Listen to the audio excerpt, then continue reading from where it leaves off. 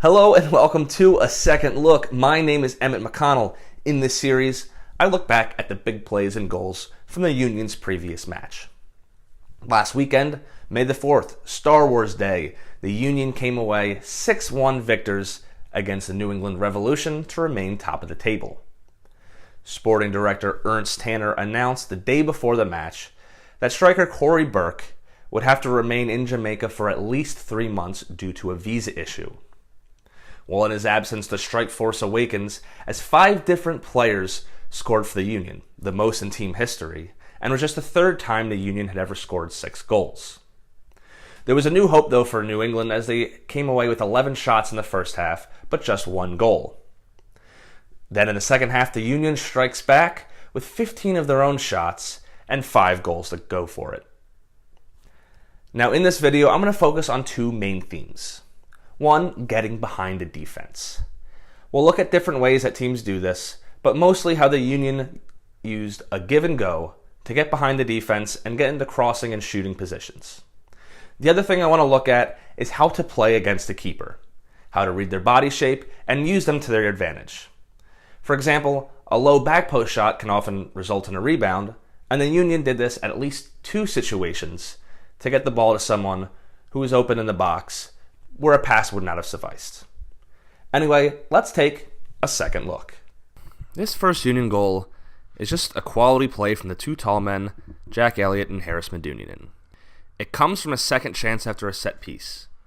Once again, the Union are placing a lot of men on top of the box. The camera makes it hard to see here, so I'll move forward to the pass.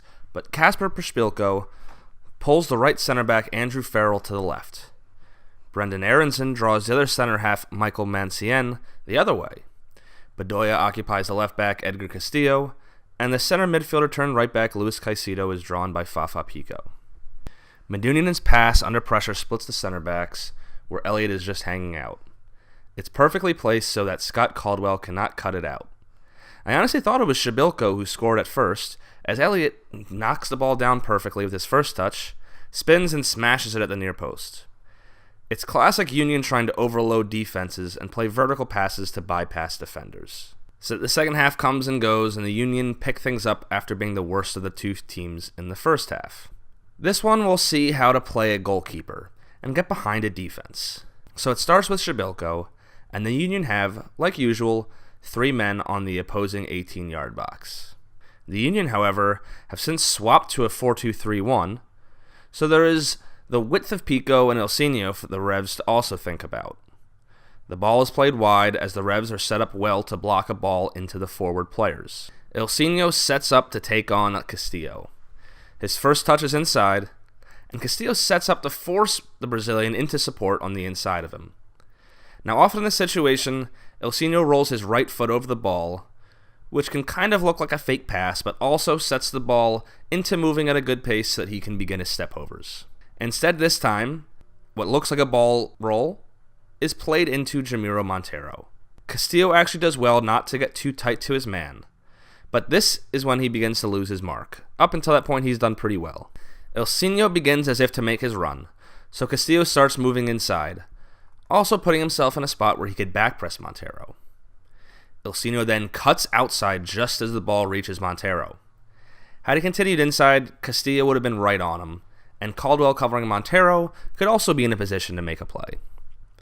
Angling his run more straight to the end line allows him to get beyond Castillo as the defender is moving sideways just in the wrong direction. It's a really clever run from Ilsinho, and the give-and-go pass as a way behind the defense works well because Monteiro can just clip a simple ball behind the defense without the risk of trying to weight it right. Ilsinho is in a crossing position now. Bedoya and Przybylko, who began the play, are at the PK spot making their movement. Przybylko cuts to the near post, dragging his man away from Bedoya, and now the cutback to Bedoya is really a good option. Ilsinho approaches the goal and realizes Cropper is not closing him down for fear of leaving the net open. From this close, it's really hard for Cropper to react, and Ilsinho just lifts it over his shoulder. The keeper doesn't make a move to close him down, though, and it's pretty easy at that point to pick up your head and find a shot. Here's the view from behind Ilsinho. Cropper really needs to come out a little bit and close down Ilsinho and just force him to rush a shot. Look how much of the goal Ilsinho has to shoot at. I think, however, there was a better, or at least easier option for Ilsinho to have taken on this shot.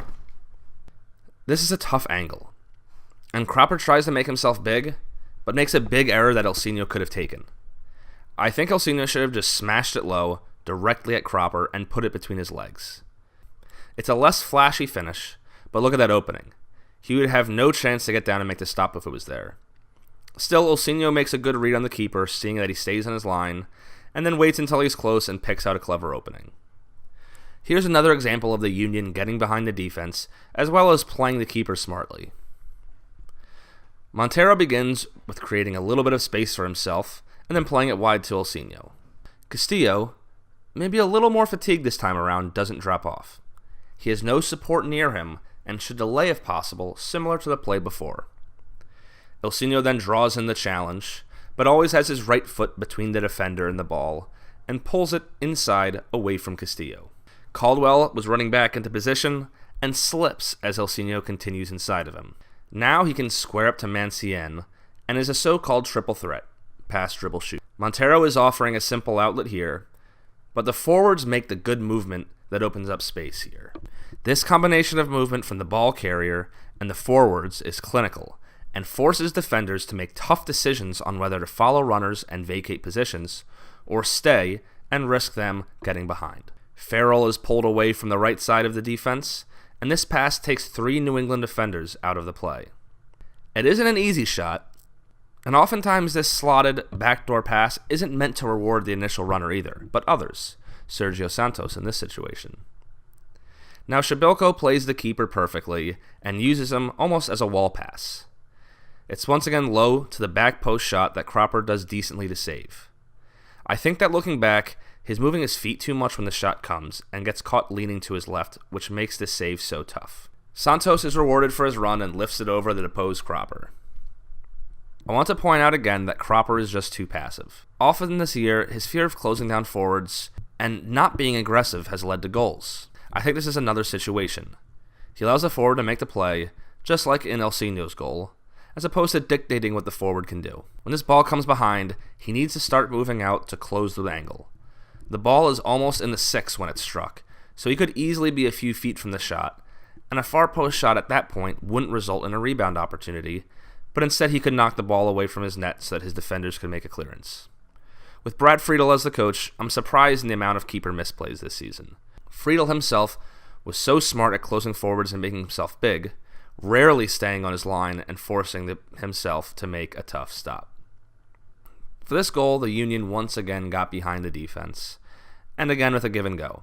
New England is really disjointed after giving up 2 goals in quick succession, and the game is pretty much out of reach. Buchanan is playing a pseudo left back as Castillo was taken out earlier. In the shot, Mancien is crazily isolated in a 2v1 in a central part of the field. The lead up to this play was a Union counter, where Ilsinho was 1v1 with Cropper, who actually made a nice play coming off his line. The rebound was over here where Sergio Santos picked it up and played it to Bedoya. He gets a chance to run at Mancien, and Ilsinho doesn't make a run after his long sprint, and instead stands off for a wall pass. Caldwell and Pineda are able to start closing in, but don't do so rapidly enough to pressure Bedoya or close off Ilsinho. The wall pass ensues, and Mancien was squared up here to Bedoya, so he has no chance to get around and keep up with the run. His only hope would have been to get up to him sooner, and drop off as Bedoya ran at him. But as it is, he's tired and didn't want to leave his zone for fear of Ilsinho running behind him. The Union get behind, and Mancien jogs back so Bedoya has plenty of time to make a play. Cropper again makes a bad decision, but this time he leaves his goal when no defenders come to his aid. Shabilko stops his run, and both Farrell and Caicedo continue into a defensive position, even though he's the only option in the box, and leave him completely unmarked. Even a cutback for Ilsinho would have probably connected if Bedoya had tried it.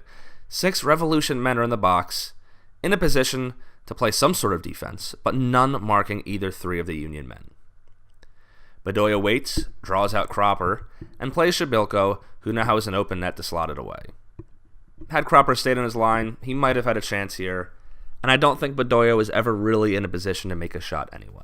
On this last one, we'll see Santos using the keeper well to help get a position for David Accam, but I also want to look at the build-up to this one. 19 passes led to an initial Sergio Santos attempt.